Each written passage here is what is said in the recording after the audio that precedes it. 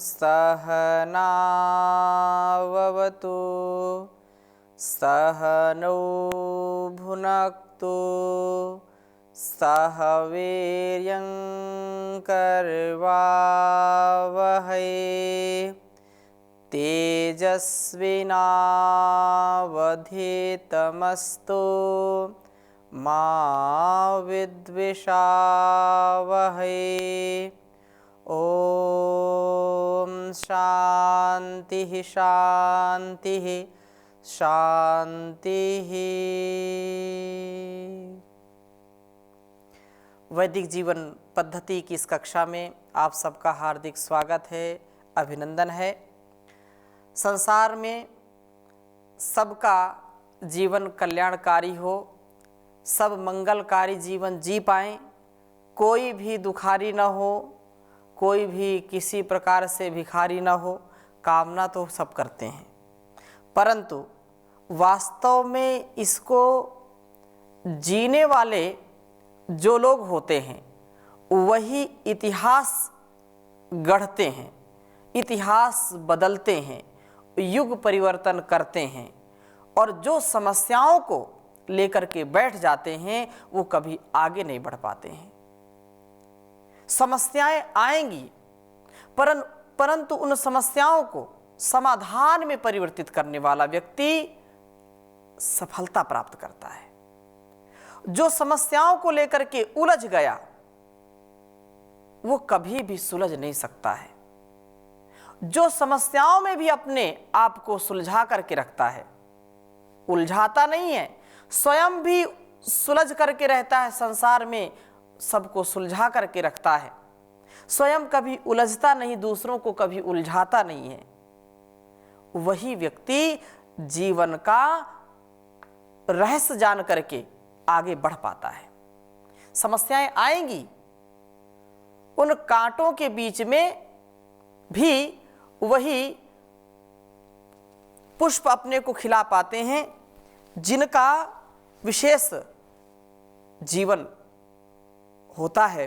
पुष्प की भांति वो कांटों में भी खिल करके रहते अपने आप को रखते हैं। जितने कांटे हमारे जीवन में होंगे वो कांटे हमारी परीक्षा के लिए होते हैं। हम उनमें पास हो जाएं तो हमारे लिए बड़ी चुनौती है संसार, लेकिन इस चुनौती को स्वीकार करना पड़ता है। कहते हैं जीवन संघर्ष है, संघर्ष ही जीवन है।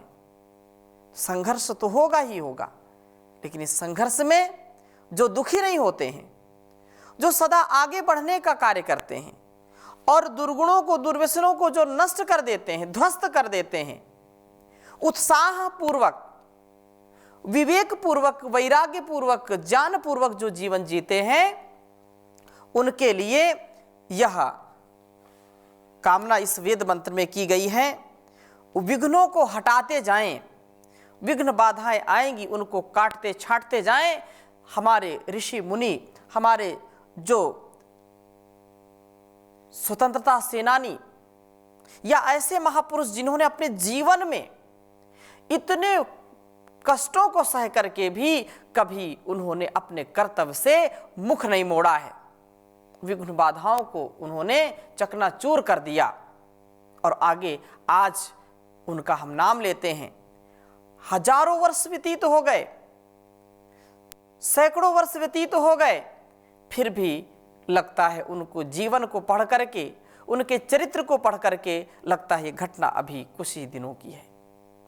ये ऐसे महापुरुष हमारे सम्मुख हैं, ऐसा हम आभास कर पाते हैं। ये कोई छोटी बात नहीं है, बहुत बड़ी बात है। इसको हमको आत्मसात करना चाहिए। बहुत ही सुंदर वेद मंत्र हैं।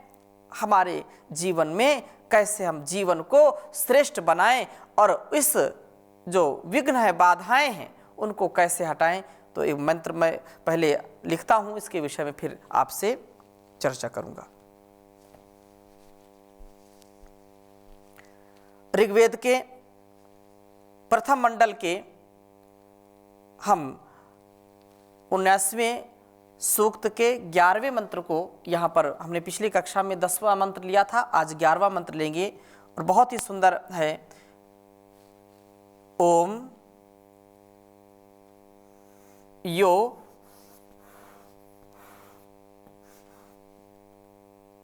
नो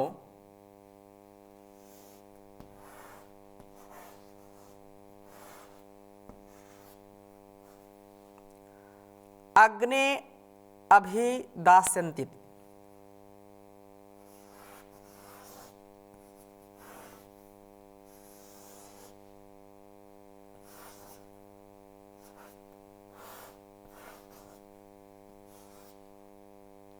अग्नि अभि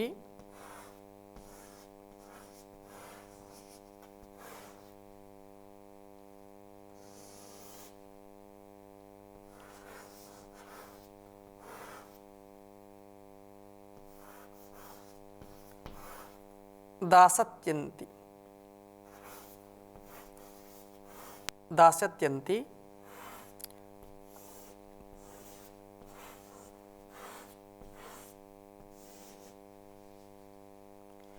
दूरे पदिष्ट सह।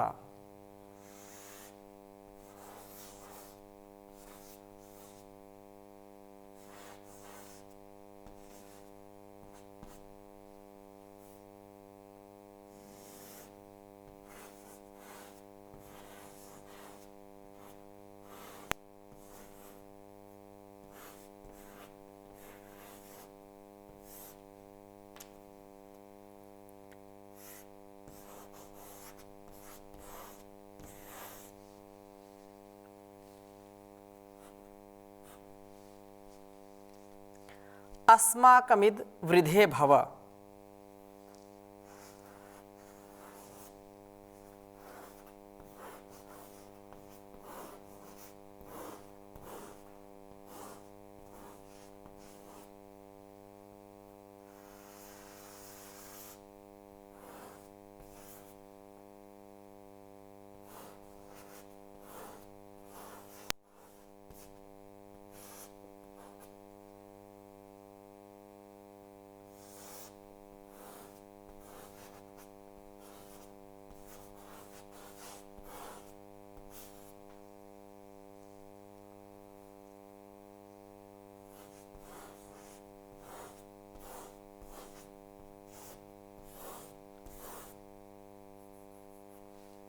बहुत ही सुंदर मंत्र है।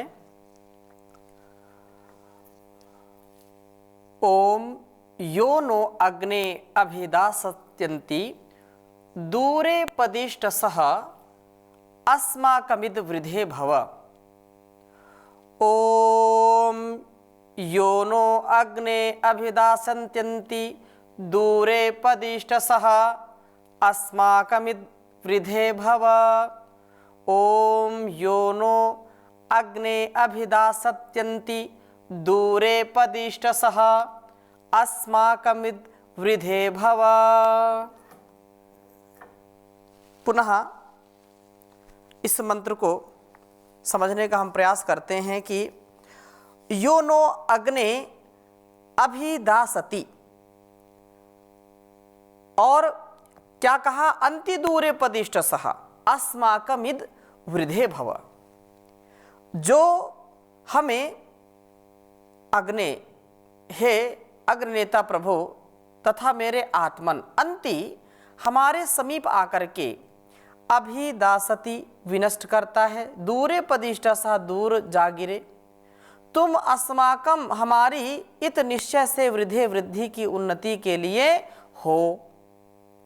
आशय क्या है इस मंत्र का कि हमारे लिए जो गुण कर्म स्वभाव, कोई भी व्यक्ति, कोई भी स्थान, कोई भी पदार्थ जो हमारे लिए अकल्याणकारी है, हमारे लिए विघ्न और बाधा का स्वरूप लेकर के आता है हमारे सामने, हमारी विनाश लीला का भी कुछ जो मन बना करके रखता है, उसको आप नष्ट करने वाले हो।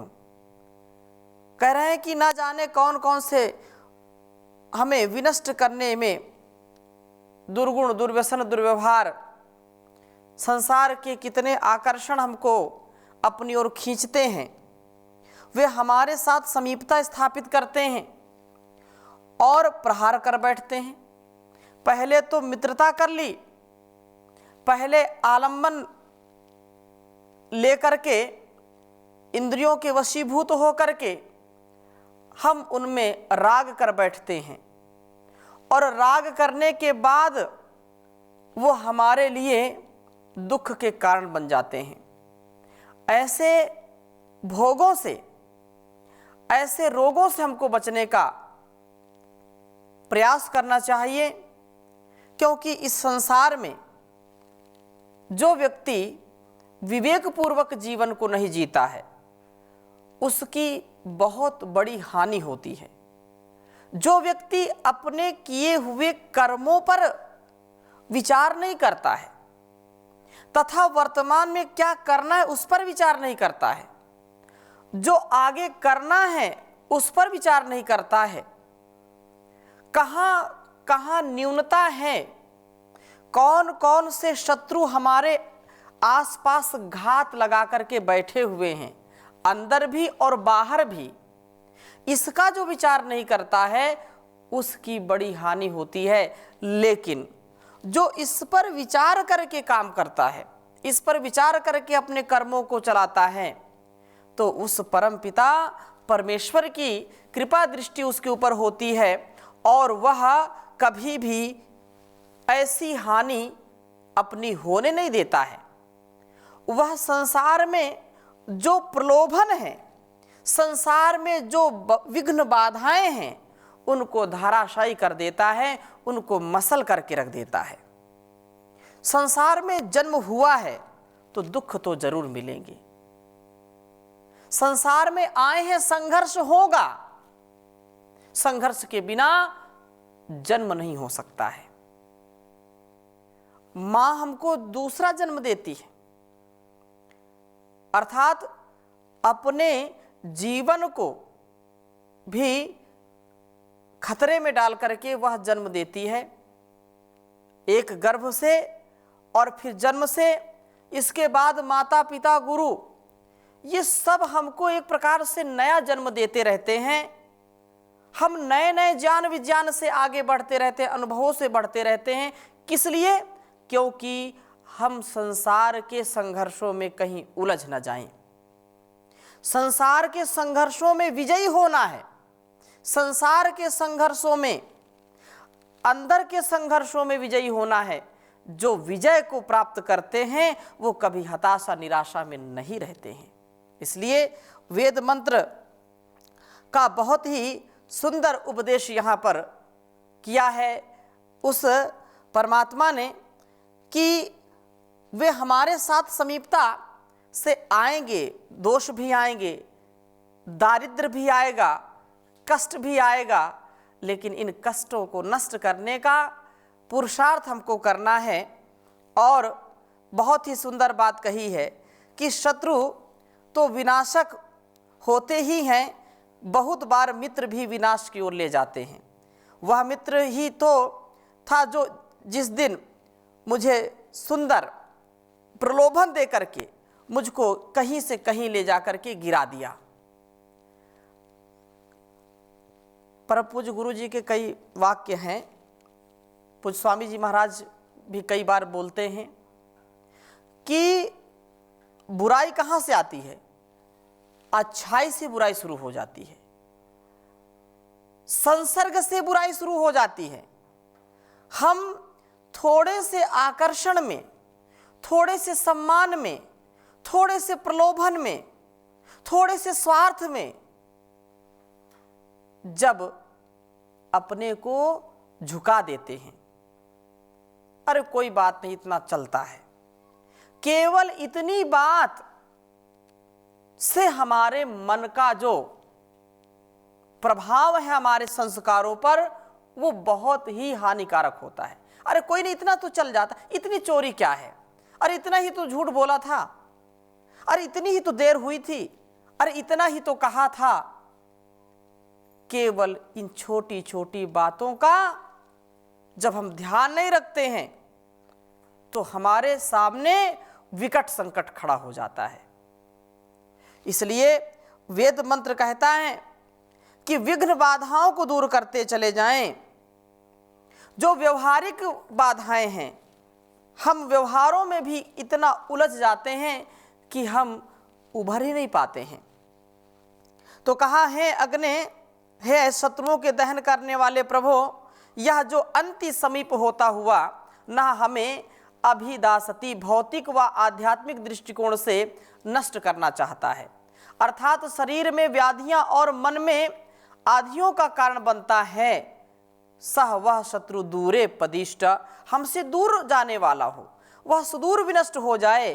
काम क्रोध लोभ मोह हिंसा हमारे अत्यंत समीप है, अर्थात निकट हैं। एक क्षण में ये हमारे स्वभाव में, हमारे वाणी व्यवहार में इतना जहर घोल देते हैं कि हम कार्य नहीं कर पाते, हम अपने कर्तव्य को नहीं निभा पाते हैं, हम अपने सुसंस्कारों को नहीं बना पाते हैं। हमारा यह स्वभाव होना चाहिए, हमारा अपने ऊपर प्रभाव होना चाहिए, अपने ऊपर हमारा दबाव होना चाहिए, सात्विक दबाव, कि हमको एक बार भी गलत कार्य नहीं करना। एक बार भी, परम पूज्य महाराज श्री कहते हैं कि एक बार भी अशुभ का, एक बार भी अधर्म का, अन्याय का, अज्ञान का सत्कार नहीं करना। और एक बार भी जो सत्य है, तथ्य है, जो न्याय है, जो शुभ है, जो धर्म है, जो कल्याणकारी है, उसका कभी अनादर नहीं करना। जब हम बुराई का आदर करने लगते हैं, वासनाओं का आदर करने लगते हैं, जो ठीक है ही नहीं उसको भी हम नज़रअंदाज कर देते हैं, तो वही हमारे सामने विघ्न बन जाता है। विघ्न से बचने के लिए हम प्रभु कृपा से उन्नति के, विघ्नभूत जो शत्रु हैं उनको दूर करके उन्नति के पथ पर आगे बढ़ें। और इस प्रकार से यह मन में जो शत्रु हैं इनको भी नाश इनका करना, इनको नष्ट करना है। इनके नष्ट ना होने से शारीरिक और मानसिक रोग उत्पन्न हो जाते हैं, व्याधियां आ जाती हैं।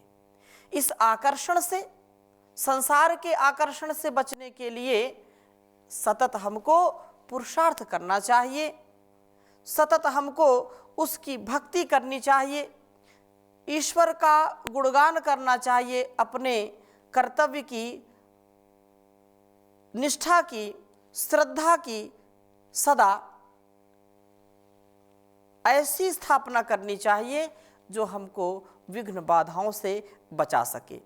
इसलिए कहा है कि आप इन शत्रुओं को हमसे दूर कर दीजिए, इनको नष्ट कर दीजिए, जो बिल्कुल निकट हैं और दूर भी हैं। दूरे और अंति, जो हमारे निकट अंदर की जो बुराइयां हैं, अंदर की जो कमजोरियां हैं, अंदर का जो अकल्याणकारी भाव है उसको दूर कर दीजिए, तथा दूर से भी जो आते हैं उनको भी, हमसे दूर समीप जो भी अवगुण हैं उनको आप नष्ट कर दिए प्रभु, जिससे मेरी उन्नति होती रहे। सबसे निकटता से यदि हमको कोई जानने वाला है, यदि हमारी कोई बुराई जानने वाला है, हमारी कोई कमजोरी जानने वाला है, हमारे अंदर के छुपे हुए शत्रुओं को कोई जानने वाला है, तो मैं ही हूं, मैं खुद ही हूं। मुझसे ज्यादा मुझको कोई जानने वाला नहीं है। इसलिए हम अपने को जाने, पहचाने और उसके अंदर के जो दोष हैं उनको निकालें। जब अपने दोषों को निकालेंगे तो संसार में सदा उन्नति को प्राप्त होंगी। विघ्न बाधाएं आएंगी, उनको आने दें। बाहर की बाधाएं भी हमको कुछ नहीं हमारा कर सकती हैं, अंदर की भी बाधाएं कुछ नहीं कर सकती हैं, परंतु उसके लिए हमको जागरूक होना पड़ेगा। हमको अपने जीवन का रहस्य जानना पड़ेगा। मैं क्या हूँ, कौन हूँ, मुझको क्या करना है, मैं क्या कर रहा हूँ, क्या विचार कर रहा हूं, क्या कर्म कर रहा हूं, क्या बोल रहा हूं, क्या सुन रहा हूं, क्या देख रहा हूं, इन एक एक बिंदुओं पर, एक एक कर्म पर पूरी निगरानी रखनी पड़ेगी। सावधानी हटी दुर्घटना घटी। सावधानी पूर्वक मैं किससे क्या बात कर रहा हूं, कैसा बर्ताव करना चाहिए, कैसा नहीं करना चाहिए, ये मेरे लिए और संसार के लिए, समाज के लिए कल्याणकारी है या नहीं है। ये मेरा बेटा बेटी है, ये मेरा पति पत्नी है, ये मेरे सगे संबंधी, ये मेरा गुरु है, ये आचार्य है, ये मेरे शिष्य हैं, ये मेरा भाई है। किसके साथ कैसा व्यवहार करना, कहां पर कैसा व्यवहार करना, यदि इतना हम सीख गए, इतना हम जान गए, इतना समझ गए, तो संसार में कभी हमारा अहित हो नहीं सकता, कभी भी हमारा अकल्याण नहीं हो सकता है, कल्याण ही कल्याण होगा। और हमको हमेशा याद रखना चाहिए, जो भी हमारे पूर्वज हुए हैं, जो भी हमारे गुरु हुए हैं, जो भी महापुरुष हुए हैं, उन्होंने अपने जीवन को बड़े त्याग पूर्वक जिया है। और उनकी एक छोटी सी गलती, छोटी सी त्रुटि वो समाज को वर्षों वर्षों तक कलंकित कर जाती है।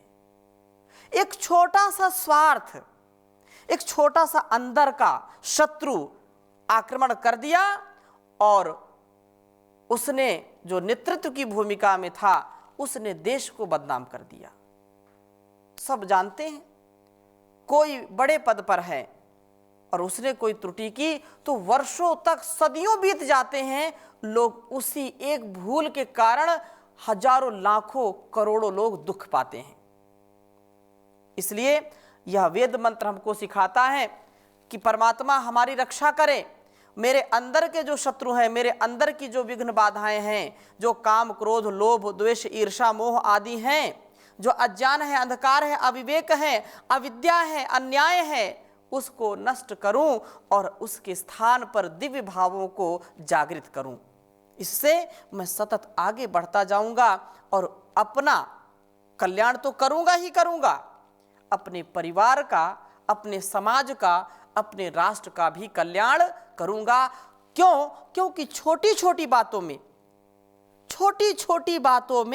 जो दुखी हो गया, छोटी छोटी बातों में जो निराश हो गया, छोटी छोटी बातों में जो उलझन अपने मन में पैदा कर लिया, वो कभी आगे नहीं बढ़ सकता है। इसलिए विघ्न बाधाओं को पार करना है। वो कैसे पार करना है? उसको वेद मंत्र कहता है प्रभु की शरणागति से, प्रभु के उपदेश से, उसके आदेश और निर्देश से, उसके संदेश से अपने जीवन को रसमय बना लें और अपने लिए, अपनों के लिए दिव्यता का आधान करें। इसलिए कहा एक मनोकामना होनी चाहिए, मैं वह पुरुष बनूं भगवान, बढ़े भारत की जिससे शान। मैं वह पुरुष बनूं भगवान, बढ़े भारत की जिससे शान। मुझ में बिस्मिल के गुण भर दो, मुझको वीर सावरकर कर दो।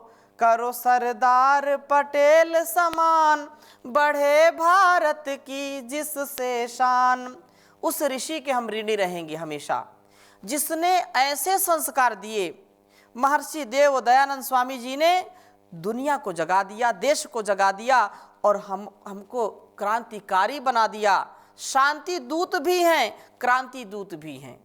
अपनी आन बान शान के लिए अपने जीवन को कुर्बान करना महर्षि ने सिखाया। इसलिए कहा दे दो मीरा जैसी भक्ति, दे दो दुर्गा जैसी शक्ति। लक्ष्मीबाई सी हो कृपाण, बढ़े भारत की जिससे शान। प्रभु जी राम सा मुझको मन दो, अर्जुन भीम सा मुझको तन दो। प्रभु जी राम सा मुझको मन दो, अर्जुन भीम सा मुझको तन दो। दो भगवान कृष्ण सा जान, बढ़े भारत की जिससे शान। मैं वह पुरुष बनूं भगवान, बढ़े भारत की जिससे शान। दिल से मौत का खौफ हटा दो, ईश्वर मुझको सुभाष बना दो। दे दूं देश के हित में प्राण, बढ़े भारत की जिससे शान।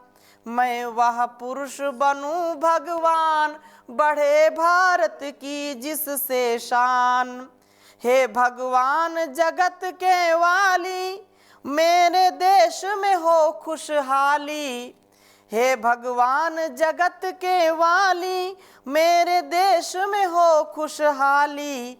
हो परदेश में आदर मान, बढ़े भारत की जिससे शान। मैं वह पुरुष बनूं भगवान, बढ़े भारत की जिससे शान, बढ़े भारत की जिससे शान। ओम शांति शांति शांति।